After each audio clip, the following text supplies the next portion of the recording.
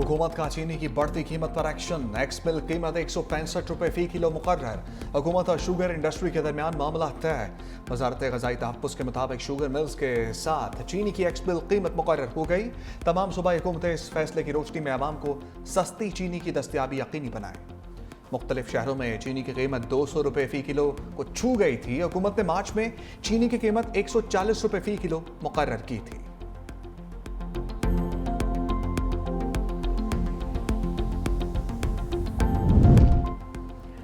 वज़ीर ख़ज़ाना मोहम्मद औरंगज़ेब महंगी चीनी के सवाल को घुमा फिरा गए। कहा कि रमज़ान आए या कोई और इवेंट हो, ग़ज़ाई किल्लत ग़ज़ाई अशिया की कीमतें ऊपर नीचे हो जाती हैं। गंदम और चीनी को भी डी रेगुलेट कर देना चाहिए। मज़ीद कहा कि शरह सूद में कमी की गुंजाइश मौजूद है। फैसला स्टेट बैंक ने करना है। वफाकी FBR के इजाफी इख्तियारात का इनकम टैक्स नहीं, सेल्स टैक्स से ताल्लुक है। हुकूमत ने अपने अखराजात में कमी की है और गर्दिशी कर्जे को भी कम कर रहे हैं। तनख्वाहदारों की सहूलत के लिए टैक्स गोशवारों को आसान बना दिया है। तनख्वाहदारों के लिए बहुत आसान फॉर्म FBR की वेबसाइट पर अपलोड कर दिया गया है। ताजरों और गुड्स ट्रांसपोर्टर की हड़ताल की कॉल। हुकूमत की मुज़ाकरात की दावत। ट्रांसपोर्ट एसोसिएशंस का ताजरों की हमायत में 19 जुलाई को मुल्कगीर पहिया जाम हड़ताल का ऐलान। कराची गुड्स कैरियर एसोसिएशन के सरबराह मलिक शेर खान कहते हैं, ट्रांसपोर्ट बरादरी ताजरों के साथ है। 19 जुलाई को कोई सप्लाई या कोई गाड़ी नहीं चलेगी। ताजर हड़ताल तवील करने का कहेंगे तो भी हम तैयार हैं।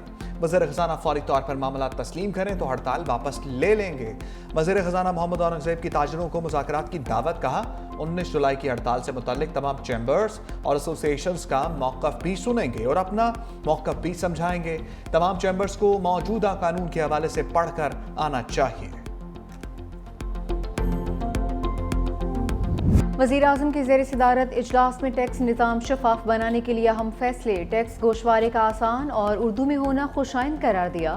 FBR की डिजिटाइजेशन, मसनूई ज़हानत पर मबनी निज़ाम के तलाक और इस्लाहात पर हफ्तावार जायज़ा इजलास। वज़ीर आज़म शहबाज शरीफ ने कहा कि आम आदमी पर टैक्स के बोझ में मज़ीद कमी अवलिन तरजीह है।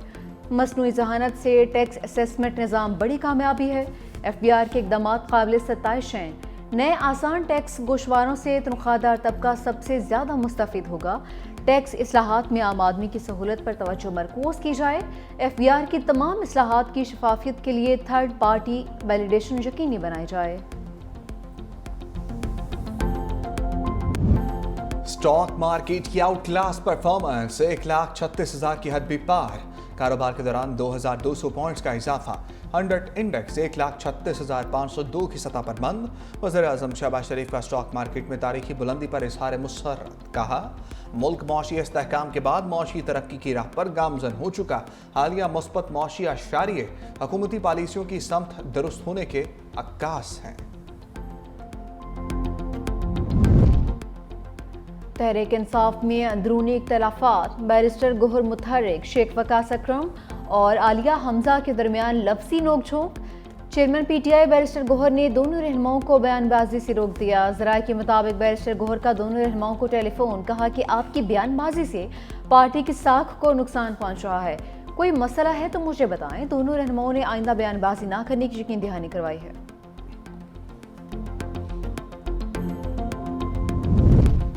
अली अमीन गंडापुर के 90 दिन के ऐलान पर वजाहतें। कहा मैंने हमेशा पार्टी में इत्तेहाद और कौम को यकजा रखने की बात की। पार्टी में ग्रुप बंदी नहीं होनी चाहिए, सबको मुत्तहिद होकर आगे बढ़ना चाहिए। अगर खैबर पख्तूनख्वा हुकूमत गिरी तो सियासत छोड़ दूंगा। सेनेट से मुताल्लिक तमाम फैसले बानी PTI ही करेंगे। सियासी जबर की सूरत में जल्द लाए अमल पेश किया जाएगा। बानी PTI के बेटे पाकिस्तान आएंगे, उनकी गिरफ्तारी की बात करना इंतहाई कम ज़रफ़ी है। सियासी इंतकाम से पाकिस्तान की साख को नुकसान पहुंच रहा है। बच्चे सिर्फ वालिद से मिलने आ रहे हैं।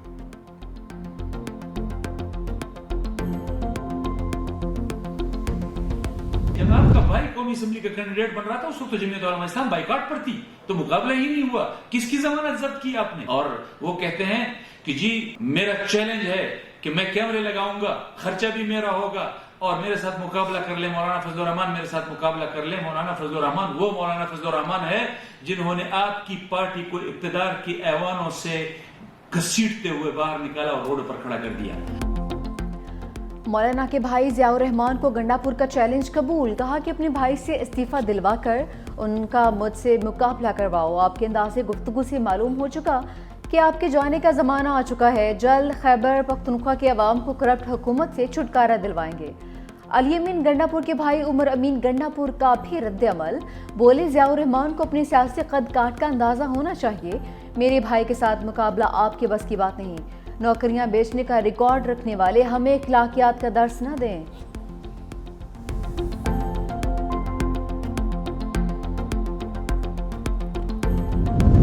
आज भी कहता हूं खैबर पख्तूनख्वा की अक्सरियत जाली है। मौलाना अपनी बात पर कायम। कहा पीटीआई के तल्ख और बद अखलाकी पर जवाब नहीं देना चाहता। पीटीआई से इख्तलाफ को इख्तलाफ तक रखकर तलखियों को दूर करना चाहता हूं। खैबर पख्तूनख्वा में अदम एतमाद की बात पीटीआई के खिलाफ नहीं की। मैंने मशवरा दिया है कि सूबे में तब्दीली की जरूरत है। मौजूदा हालात में खैबर पख्तूनख्वा सियासी कशमकश का मुतहम्मिल नहीं।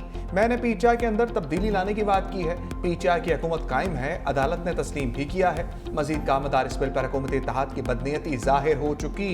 रियासती इदारे दहशतगर्दी के खात्मे के हवाले से संजीदा नहीं।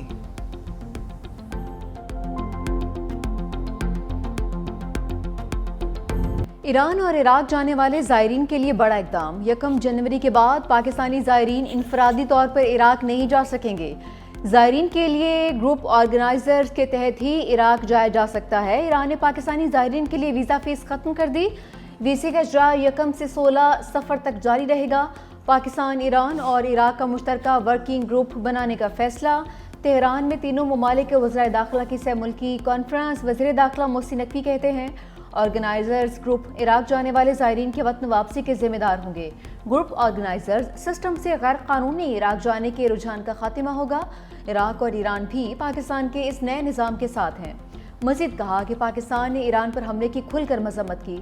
जंग के दौरान पाकिस्तानी अवाम ईरानी अवाम के साथ खड़े रहे। ईरानी सुप्रीम लीडर जंग के दौरान मजबूती से खड़े रहे हैं। आयतुल्ला खामनाई और ईरानी अवाम को अजीम फतह पर मुबारकबाद देते हैं। ईरानी वज़ीर दाखिला ने कहा कि ज़ायरीन को हर मुमकिन सहूलियात फराहम की जाएंगी। इराकी वज़ीर दाखिला ने कहा कि ज़ायरीन के हवाले से अहम अमूर पर गुफ्तगू की गई है। अंदरून सिंध तूफानी बारिशों से निजाम जिंदगी दरहम बरहम। हैदराबाद में मूसलाधार बारिश, कई फीट पानी जमा। दुकान की छत गिरने से एक शख्स जान बहक। रेलवे पुल के नीचे गाड़ियां डूब गईं। 350 फीडर स्ट्रिप। शहर तारीकी में डूब गया। तेज हवाओं से 132 केवी के 11 बिजली के टावर्स गिरे। टंडू लयार और टंडू मोहम्मद खान में भी तेज बारिश। अहम शाहराहें ज़ेर-ए-आब। बदीन की तहसील मातली में मूसलाधार बारिश। तूफानी हवाओं के बायस बिल बोर्ड्स और कच्चे मकानात की छतें गिर गईं। दीवारें गिरने से 2 खवातीन जाँ बहक हो गईं।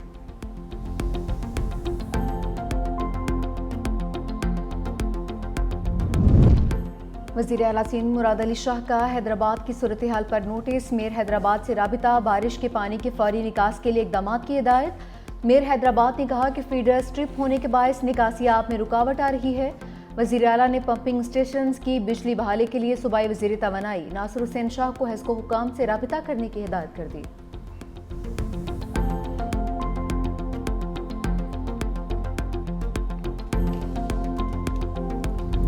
पंजाब और खैबर पख्तूनख्वा में गरज बरस, छतें गिरने और हादसात में 15 अफराद जान बहक। पंजाब में छतें और आसमानी बिजली गिरने से 6 अफराद जान बहक, मुतादिद जख्मी। ओकाड़ा में आसमानी बिजली गिरने से 2 बच्चे दम तोड़ गए। मंचनाबाद में मदरसे की छत गिरने से 2 बच्चे जान बहक, 12 जख्मी। आरिफवाला में बारिश के दौरान छत गिरने से एक नौजवान चल बसा। शरकपुर में आसमानी बिजली गिरने से एक शख्स जान बहक। खैबर पख्तूनख्वा में छतें गिरने समेत मुख्तलिफ हादसात में 9 जाने गईं। मालाकंड में दीवार गिरने से 2 बच्चियां जान बहक। जमरूद में 2 बच्चियां सैलाबी रेले में बह गईं, एक लाश निकाल ली गई। कोहाट में छत गिरने से एक शख्स जान बहक। लोअर दीन में शदीद बारिश और तूफान के बायस बिजली का निजाम दरहम बरहम। इस्लामाबाद में मूसलाधार बारिश से हवस में कमी।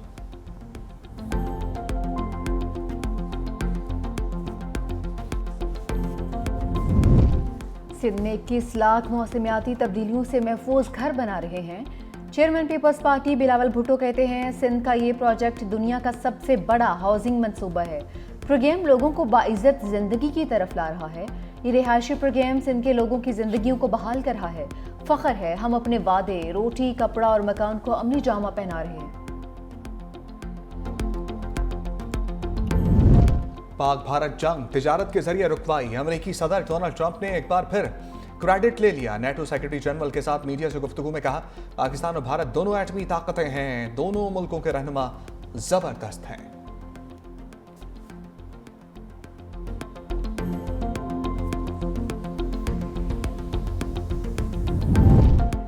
फ्रंटियर कांस्टेबलरी फेडरल कांस्टेबलरी बन गई। सदर मुमलिकत ने ऑर्डिनेंस जारी कर दिया। वजीर मुमलिकत बराए दाखिला तलाल चौधरी की कमांडेंट FC रियाज नजीर के साथ प्रेस कॉन्फ्रेंस। कहा, FC दीगर लॉ फोर्स इदारों की तरह काम कर रही है। क़याम अमन के लिए FC का खसूसी किरदार होगा। फोर्स में पूरे पाकिस्तान से लोग भर्ती किए जाएंगे। असर हाजिर के तकाज़ों के मुताबिक नए विंग्स भी बनाए जाएंगे। कमांडेंट FC रियाज नज़ीर गाड़ा ने कहा कि फेडरल कांस्टेबलरी को 6 डिविजन्स में तकसीम किया जा रहा है। फोर्स के 41 विंग्स होंगे। स्पेशल प्रोटेक्शन विंग भी कायम किया गया है।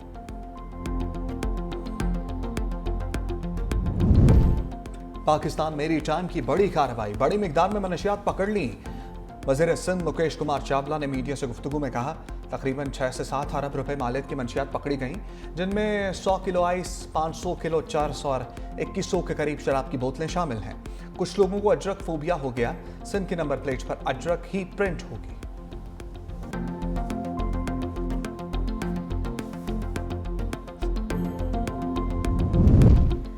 तहरीक इंसाफ की मखसूस सीटों की दीगर जमातों में बांट। इलेक्शन कमीशन में समाअत के बाद फैसला महफूज। Noon League, Peoples Party, DUI, ANP समेत दीगर सियासी जमातों की वकला पेश। नून लीग के वकील ने कहा कि DUI और हमारी सीटें बराबर हैं, तो मखसूस सीटें बराबर क्यों नहीं हो सकती? कानून के मुताबिक बराबर होने पर टॉस हो सकता है।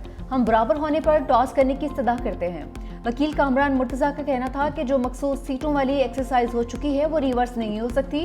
एक सीट की खातिर पूरे मुल्क में मखसूस सीटों का मामला दोबारा खड़ा हो जाएगा।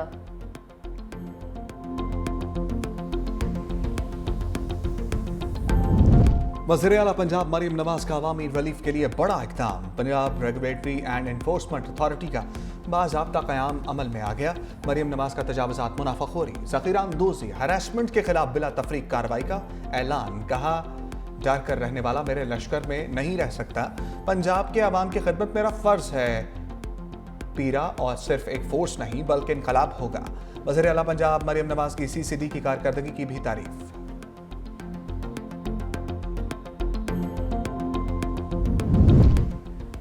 चीन और भारत के वज़ीर ख़ारजा की बीजिंग में मुलाकात। दो तरफ़ा ताल्लुकात समेत मुख्तलिफ अमूर पर तबादला ख्याल। चीनी वज़ीर ख़ारजा वांग यी ने कहा कि अच्छे ताल्लुकात और दोस्ती की राह पर गामजन रहते हुए बाहमी एहतराम का रास्ता तलाश करना चाहिए। दोनों ममालिक को एक दूसरे को नीचा दिखाने के बजाय ताउन करने की कोशिश करनी चाहिए। भारतीय वज़ीर ख़ारजा जयशंकर ने कहा कि भारत चीन से ताल्लुकात को तवील मुद्दती नुक्ता नज़र से देखने को ख्वाह है। चीन के साथ ताउन बढ़ाना चाहते हैं।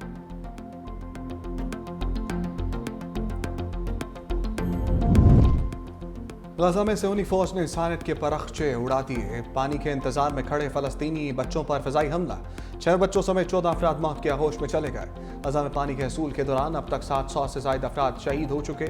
रिपोर्ट के मुताबिक इसराइली फौज ने 112 मीठे पानी के मराकज़ को निशाना बनाया और 720 कुएं तबाह किए, जिसके बायस 12 लाख से ज़ायद अफराद पीने के साफ पानी से महरूम हो गए।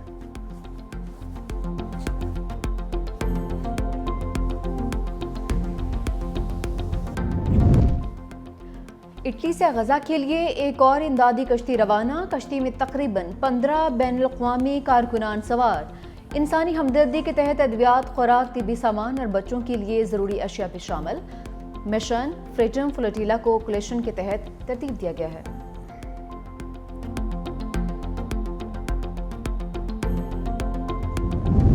रूसी हमलों का मुकाबला करने के लिए अमेरिका का यूक्रेन को पैट्रियट एयर डिफेंस सिस्टम देने का ऐलान।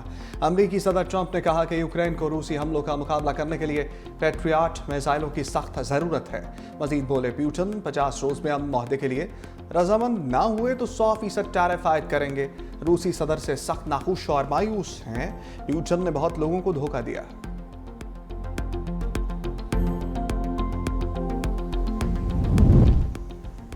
शाम के शहर अल सवीदा में फिरका वाराना फसादात फूट पड़े। मुसल्लह झड़पों में 37 अफराद हलाक, 100 से ज़ायद जख्मी हो गए। मीडिया रिपोर्ट्स के मुताबिक झड़पें कबाइल और मकामी जंगजुओं के दरमियान हुई हैं।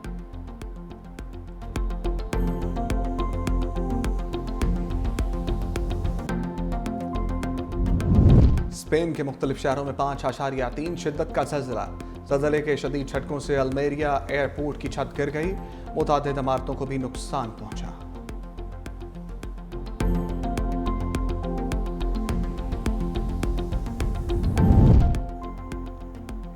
खिदमत और अतात का मुजस्समा। इस्लामाबाद में मॉडल एक दिन की तनकीद भी बर्दाश्त नहीं कर सका। सेक्टर डी में वाक़ई यादगार खूबसूरती की बजाय मजाक बन गई। फनपारे की तनसीब के फ़ौरन बाद सोशल मीडिया पर तनकीद और तंज का तूफान उमड़ आया।